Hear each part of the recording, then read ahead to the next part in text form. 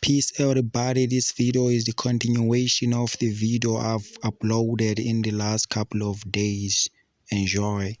You have your Pythagoras theorem. Your Pythagoras theorem will help you to determine the side that is not given, right? That's your Pythagoras theorem. And then your ratios will help you to determine these ratios and substitute to whatever equation that is given from a question that will be asking you to find the numerical value, right? So far, this is the basic that you have to actually understand, guys, right? This is the basic that you actually have to understand. All right, let's get down to this now. Okay, with that in mind, guys, remember we have this, like I said, these are quadrants, right? When your terminal arm forms an angle in the first quadrant, hear me well, when the terminal arm forms an angle in the first quadrant, this is what I'm talking about. This is your terminal ray. It forms an angle in the first quadrant. This angle, if you can see this angle, is greater than 0, is bigger than 0, but still didn't reach this point, which means it's still less than 90 degrees. So if you are given intervals, because guys, you'll be given information, is for you to decide where you are going to actually draw your terminal arm or your terminal ray. You have to decide based on the information given from the question, right? Okay, guys, so you have to be very careful when it comes to this. So I'm saying to the restrictions are given, you have to draw this. So you must know if an angle is formed by the terminal ray in the first quadrant, you must know that theta, angle theta, which is formed here, is bigger, is greater than 0 degrees. These are the intervals, but less than 90 degrees. So if you are given these intervals, guys, really important, you must know that your terminal arm is going to be drawn in the first quadrant, right? So the angle that is formed in the first quadrant by your terminal ray, we call it acute angle.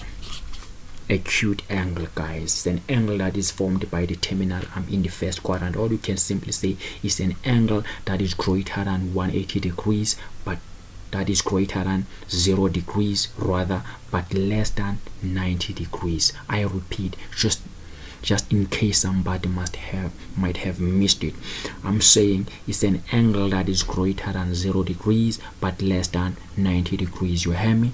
All right, and that angle we call it acute angle. Acute angle. Now this terminal arm, guys, is terminal ray. Look, now I'm rotating this terminal ray now from this 0 up. I'm rotating it. Can you tell? I'm rotating it, and then I got stuck in the second quadrant just before I complete the whole 180 degrees. So look, this angle started here, that's 90 degrees. It passed the 90 degrees, it's above 90 degrees now. Can you see? Which means it's somewhere here. Now what will be this angle? Now this angle is an angle that is, if you can check, your theta now is greater than 0 degrees. Can you see? But it passed the 90, which means it's greater than 90 degrees, but it didn't reach this point here. It's not in line with your x-axis, which means it's greater than 90 degrees but less than 180 degrees. I hope you see that. So your angle now, your restriction, is greater than 90 degrees but less than 180 degrees. If you're given these restrictions, guys, they say draw, they've given you information, and then they say theta is between. This angle we are talking about here, guys, is this one from here to here. That's the angle we are talking about. So this angle is bigger than 90 here. We complete 90 in the first quadrant, so it's passed through this point here, your vertical axis, and then it got stuck here, which means it's greater than 90 degrees but less than 180 degrees. So we call this angle an obtuse angle, guys. Obtuse angle. So this is an obtuse angle. Obtuse angle is an angle that is greater than 90 degrees but less than 180 degrees. You hear me? Get that? It's an angle that is greater than 90 degrees but less than 180 degrees. It's an angle that is formed by your terminal ray in the second quadrant. Let's move on, rotating this terminal ray to the next quadrant. Now I start from here. I rotate this, guys. I passed all these quadrants except the third one. So it got stuck here. Maybe I was just, I was rotating this wheel, whatever wheel, and then before I complete the cycle, I got stuck in the third quadrant. So it forms this angle now all the way from 0 degrees up to in the middle or somewhere in the first quadrant. So if you can check this angle now, it passed 90 degrees, passed another 90 degrees, that's 180 already. So the restrictions here will be theta is greater than 180 degrees but less than 270 degrees. Can you see? Didn't pass this point. We said this is 270, so it's still less than 270 degrees. And then we call this angle here, which is formed in the third quadrant, the reflex angle. You hear me, guys? So you have to be really careful with this. I know it's basic to someone who is familiar with mathematics and stuff, but at the same time it's confusing. You got to know your story, because we lose marks on chapters like this. We just tend to take them for granted and stuff. But imagine, guys, if you know all of this, what can actually stop you? Absolutely nothing. All right, then we move on, rotating this very same terminal arm. Look at what I'm doing now, from the first quadrant all the way, and I got stuck in the fourth quadrant. Now in the fourth quadrant, that's when I got stuck. So look at this angle. Is this one angle, the angle we are talking about here, guys? So if you can check this angle now, which is angle theta, this angle is greater than, look, 90 degrees plus 9, that's 180, plus another, that's 270, which means it's greater than 270 degrees, but it's less than, right? It's less than, guys, it's less than 360 degrees. So if you are given these restrictions, you must know where to draw your terminal ray, right? This is also called a reflex angle, right? With this, guys, with this, I'm telling you, if you understand this, I'm telling you right now, right here, I'm telling you, shizzle, my nizzle, there is nothing can stop you from here. All right, now of course, guys, you'll be asked questions on this, probably plus or minus 7 or 8 marks, just ratios, right? They will give answer. You have to answer those questions, guys.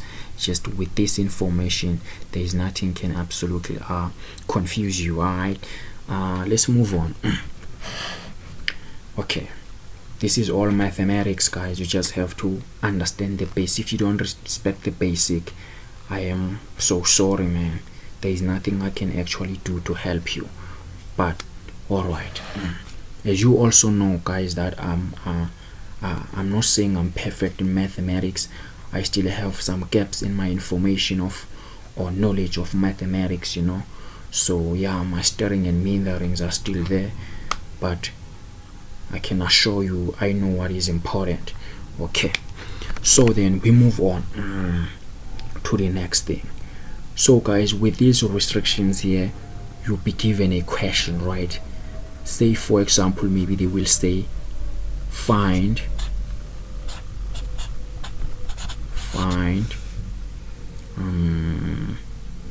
the value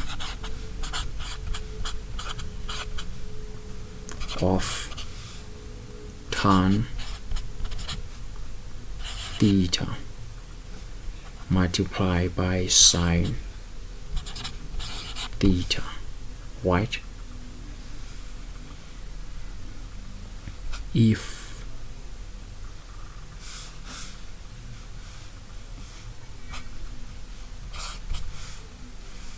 sine theta is equal to, okay, let me write it here.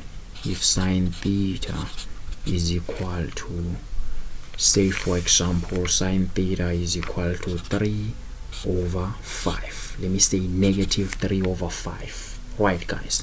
So they won't write it like this. Your negative would be like in line with this fraction. Alright. So guys, you have to be careful, right, when you answer questions like this. Then they will say, given the restrictions, maybe they will say theta is between 0 degrees and 270 degrees, right? This is the question, plus or minus 5 marks, right? They will say give us the value of that, the numerical value, guys. So you will have to use this information. First of all, you check your information given. They say sine theta is equal to negative 3/5.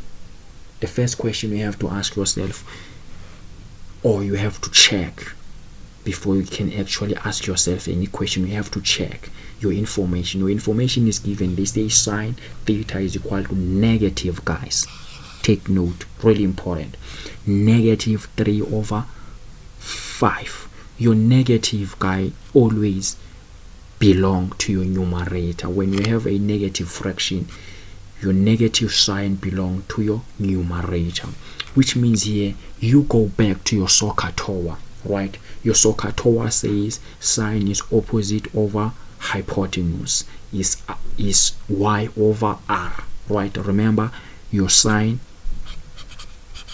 is y over r. You hear me? It's y over r. So if your is y over r, guys, and then from there you can take it there. Look, you can take it from here, guys. Look, now you have your negative. This negative determine your quadrant, rather. It determines your quadrant. Where is your quadrant? Your sign going to be? Where is your terminal rays going to be? Are you going to draw it in the first quadrant? Are you going to draw it in the second quadrant? Are you going to draw it in the third quadrant? Are you going to draw it in the third quadrant? Where exactly are you going to draw your terminal? That's the question you should ask yourself. So you check, you draw your Cartesian plane. In your Cartesian plane, this is the first quadrant. All ratios, we said, all station to Cape Town, all ratios are positive, right? Second quadrant, only sign that is positive, right?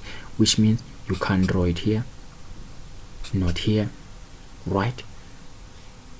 In the third quadrant, your sign is negative, which means you can draw it here, right? Also in the fourth quadrant, your sign is negative. But the question now is, what are my restrictions? Don't get carried away doing a wrong thing. Check your information, right? Now I have 0 and 270, which means your angle must be between 0 and 270 degrees, guys. So you can't draw it here, because if you draw it here, you above your limits, you exceeded your limit. These are your restrictions, guys. You're restricted here, right? Your terminal arm must be between your 0 and 270 degrees, and your sign here determines where it should be actually. So here you can't draw it, right? And then you draw your terminal arm here. Can you see now how easy is this? Right, and then you go here. Remember, we said the vertical line, which helps you to draw.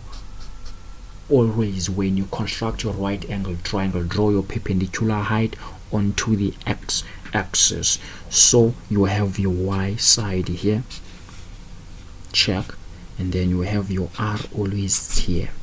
Alright, so if you can actually look at this, you'll notice that you have your y-axis, but on the bottom on the bottom, guys, you have your y-axis, but they have what? Your negative values. So if you can check here, you have your negative. I said the negative belongs to the numerator, which means if it belongs to your numerator, you have your -3, which makes perfect sense, because on your y-axis right here, because remember guys, these are coordinates. On your y-axis here, since they are below, you have your negative values. That's why it's -3. And then your hypotenuse is always positive. That would be your 5. So you'll be looking for x. Now looking for your x, that's where you apply your Pythagoras theorem. So your Pythagoras theorem says the square of the hypotenuse is equal to the sum of the squares of the other two sides, right? And then what remains now is substitution. Can just substitute. Now you have your hypotenuse is 5 squared is equal to your x is what you're looking for, and then you have your y is -3 squared, and then you just transpose, you do your algebra, and then you have 25. Transpose that side, goes 25 minus 9 all to the square root, and then you have x is equal to 25 minus 9, that's 16, right? Which is going to be plus or minus, okay, so root 16, and then the answer would be plus or minus 4. Did you hear that? Plus or minus 4. Take notes, guys. Don't just say your answer is +4. An answer from a square root is plus or minus. So I get here plus or minus 4, and then I have to decide whether I'm going to take +4 or -4. Now I go back to my terminal or my right angled. Where is it formed? And then I check my x-axis, my y-axis. So since I'm talking about my x, I check my x. This side I get negative values of my x values, because this is the negative values. Remember, from this side, your left side, guys. So in my left I get my, which means I will take -4 as my x unit side rather. Okay, that's more like this, guys. So if you understand this, you are more than likely to pass if you know this information and everything that I did. You must. And then what is basically left now is substitution. You just substitute. You have your tan here, you have your sine, and then you define your ratios. What is tan? Is going to be your opposite over your adjacent, and then you come to triangle. Angle is here, so you have your opposite -3/4. You substitute there, and then can you tell? All right, let me show you something. You have tan.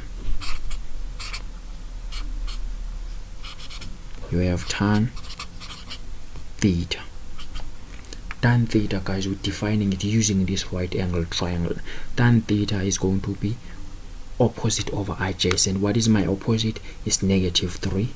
There it is, -3 over -4. That's my adjacent side. Check, negative cancels negative. Why? Because tan in the third quadrant is positive. That's why negative cancels negative, and then we'll have 3/4. Simply because tan in the third quadrant is what? Is negative. My point proven. I hope it's taken. And basically, guys, that's actually all I have time for today. I hope this simple basic here, you know, this simple stuff, it's of help to you guys.